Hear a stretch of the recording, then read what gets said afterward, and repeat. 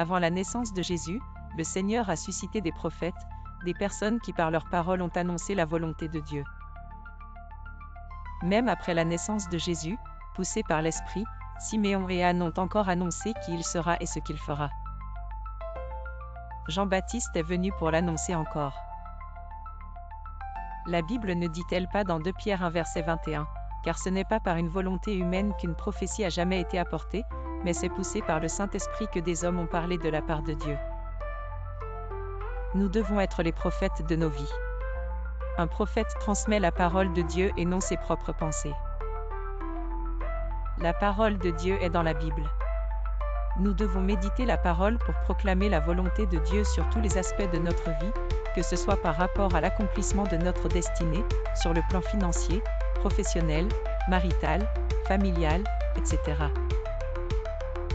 Le Seigneur nous a laissé un héritage sur tous les aspects de notre vie. Comment pouvons-nous posséder ce qui nous appartient si nous ne prenons pas le temps de connaître ce que Dieu a réservé pour nous? Sa volonté pour nous, pour notre vie, est dans sa parole qui est vie. Jésus pouvait accomplir à chaque étape ce qui était dit à son propos, il savait tout ce qui était écrit à son sujet. Aucun événement ne pouvait le surprendre car il avait pris le temps d'étudier la volonté du Père pour sa vie et savoir ce que le Seigneur veut faire de lui. Sur quel héritage spirituel marches-tu? Celui de ta famille terrestre ou céleste? Le physique succède l'esprit. Au commencement, Dieu a parlé et créé sur le plan spirituel avant que cela ne soit visible sur le plan physique.